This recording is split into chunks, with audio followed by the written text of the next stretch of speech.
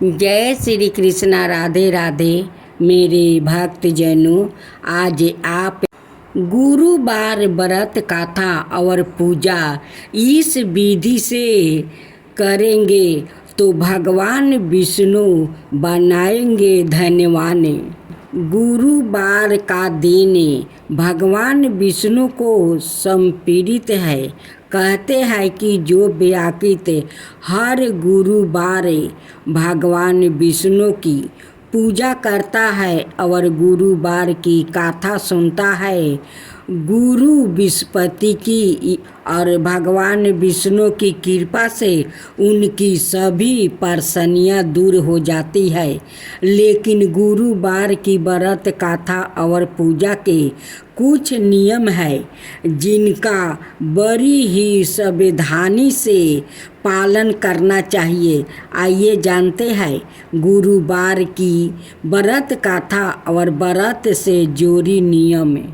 गुरुवार व्रत पूजा कथा में कई ऐसी बातें बताई गई है जिन्हें मनुष्य को ध्यान पूर्वक अपनाना चाहिए। कहते हैं जो व्याकृत श्रद्धा भाव से गुरुवार को भगवान विष्णु की पूजा करता है और गुरुवार व्रत की कथा कहता है और सुनता है, उसकी गरीबी और कष्ट को भगवान विष्णु दूर कर देते हैं। जीवन में सुख समृद्धि के लिए गुरुवार के दिन आप भी इस गुरुवार व्रत कथा को सुने या पढ़े।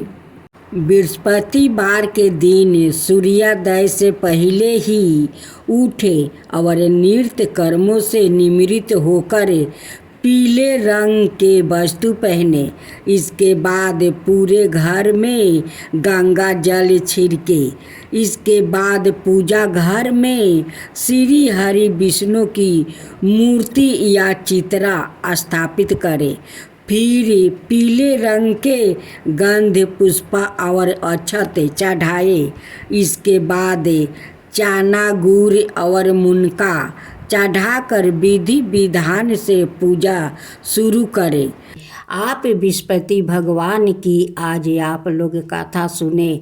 बृहस्पतिवार का जो लोग बृहस्पति देव के श्रद्धा भक्ति से कथा सुनते हैं उस पर बृहस्पति देव प्रसन्न हो जाते हैं। बृहस्पति देव की जय हो, बृहस्पति देव की जय हो। प्राचीन समय की बात है, एक नगर में एक बड़ा व्यापारी रहता है। वो जहाज़ों में माल लाद कर दूसरे शहरों में भेजा करता है।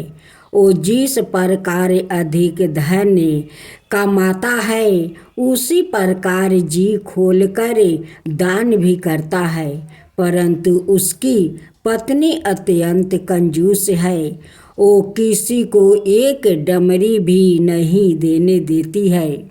एक बार सेठ जब दूसरे देश में व्यापार करने गया तो पीछे से बृहस्पति देव ने साधु भेष में उसकी पत्नी से भिक्षा मांगने आई। व्यापारी की पत्नी बृहस्पति देव से बोली, हे साधु महाराज, मैं इस दान और पुण्य से तंग आ गई हूँ। आप कोई उपाय बताइए जिससे मेरा सारा धन नष्ट हो जाए और मैं आराम से रह सकूँ। मैं यह धन लुटाता हुआ नहीं देख सकती। बृहस्पति देव ने कहा, हे देवी, तुम बड़ी विचित्र हो। संतान और धन से कोई दुखी होता है। अगर अधिक धन है तो इसे शुभ कामों में लगाया करो।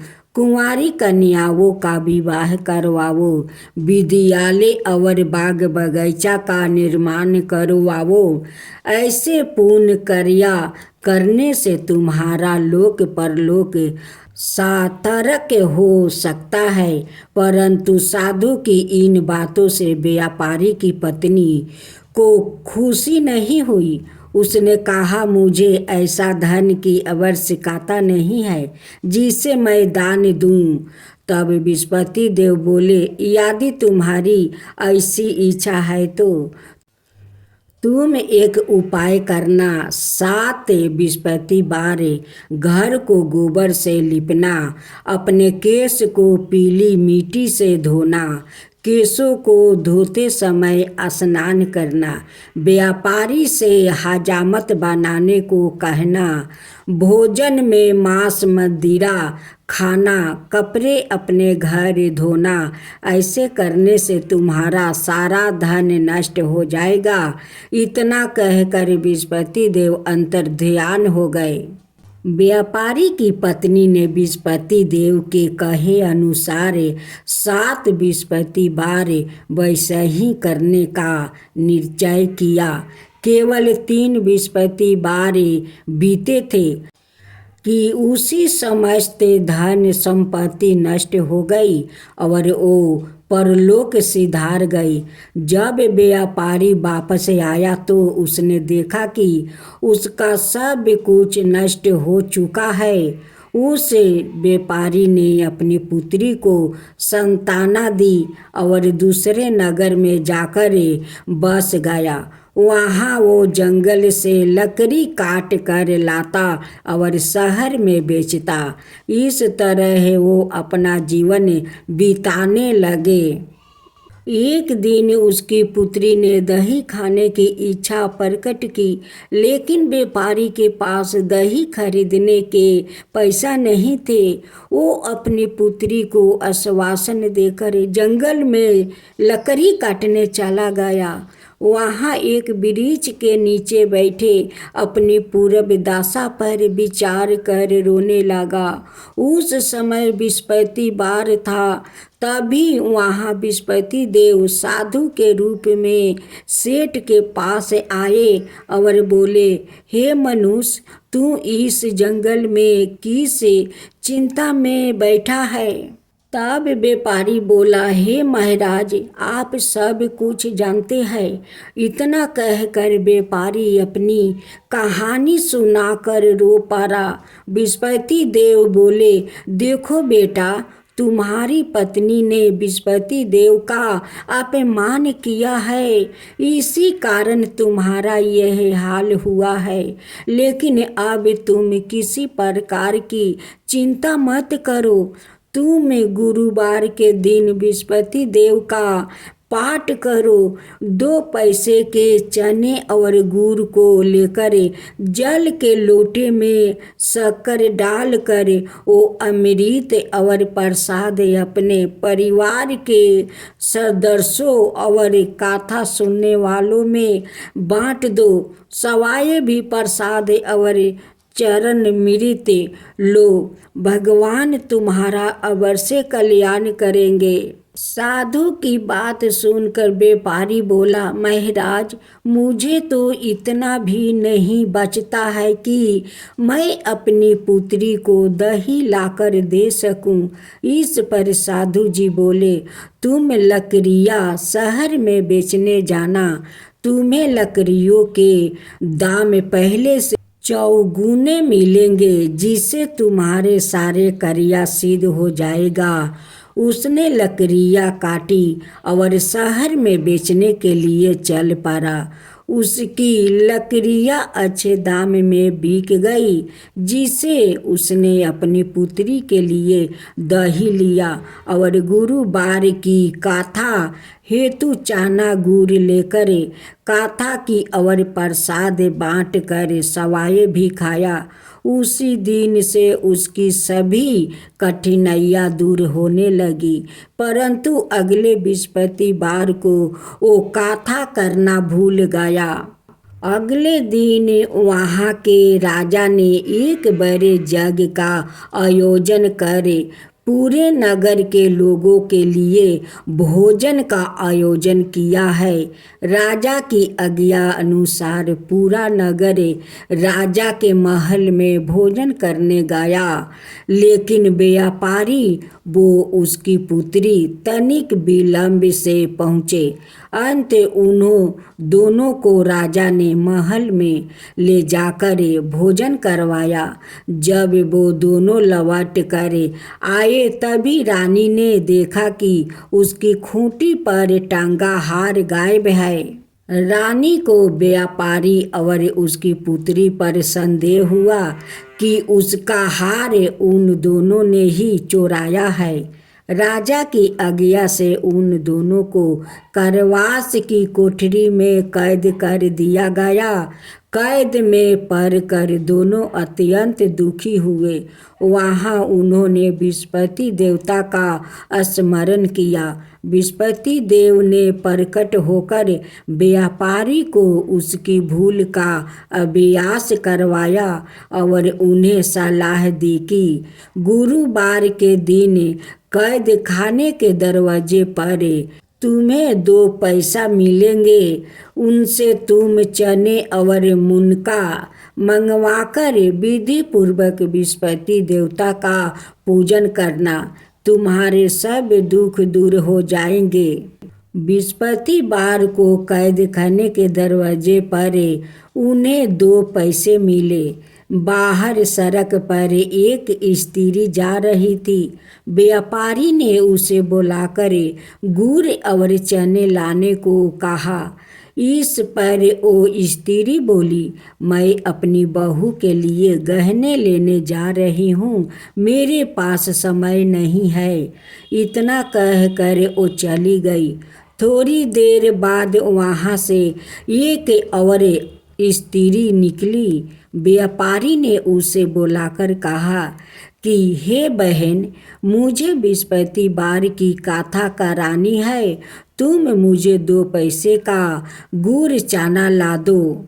बृहस्पति देव का नाम सुनकर वो स्त्री बोली, भाई मैं तुम्हें अभी गुड़ चना लाकर देती हूँ।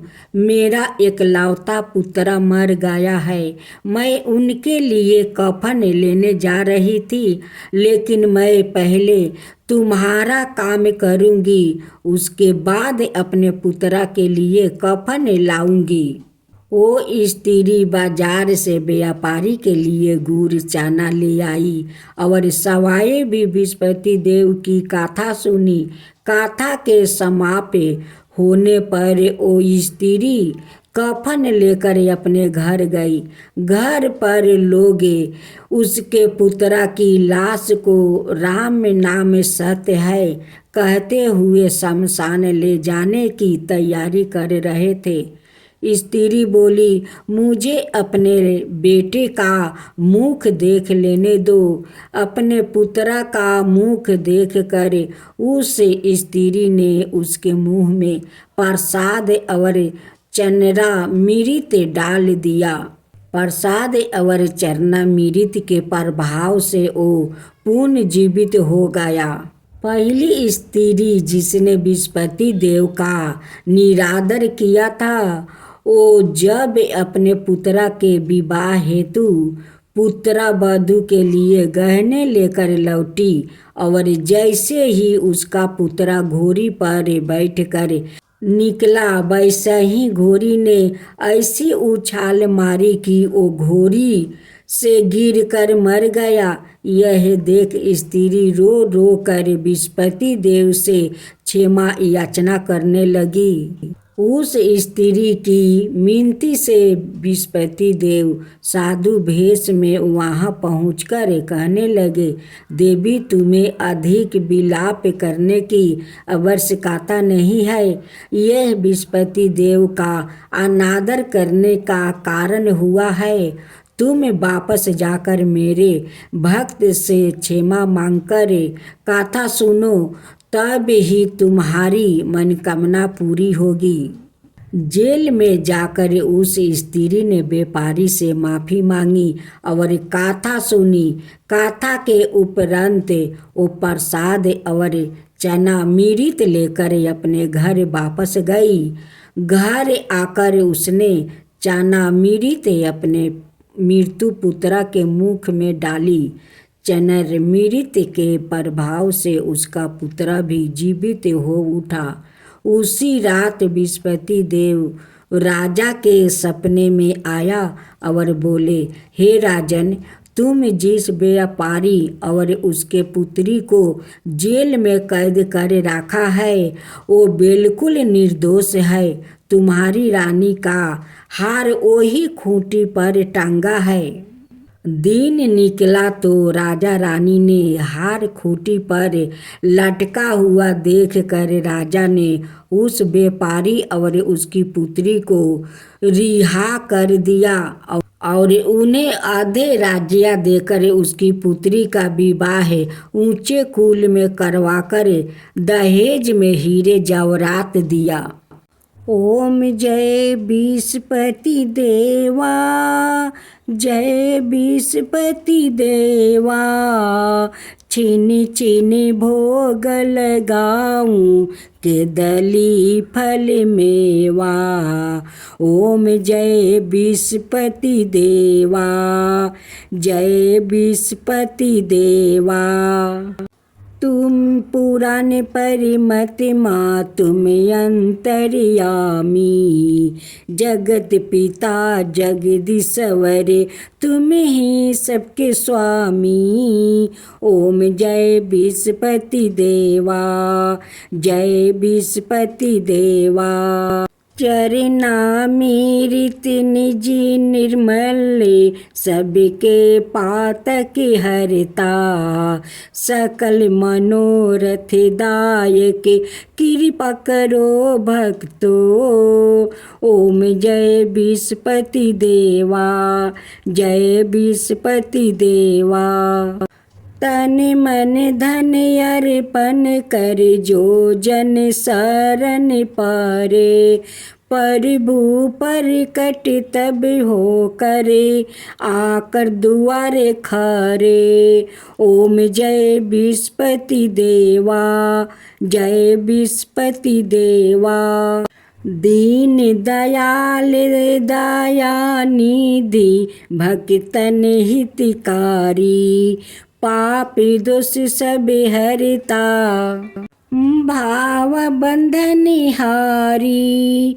ओम जय विस्पति देवा, जय विस्पति देवा। सकल मनोरथ दायक सब संशय हरो, विषय विकार मिटाओ संतन सुखिकारी। ओम जय विस्पति देवा, जय विस्पति देवा। जो कोई आरती तेरी प्रेम सहित गावे, जेठाय नंदय नंदन कर सो निश्चय पावे। ओम जय विस्पति देवा, जय विस्पति देवा। सब मिलकर बोलो विस्पति भगवान की जय, विस्पति देव की जय।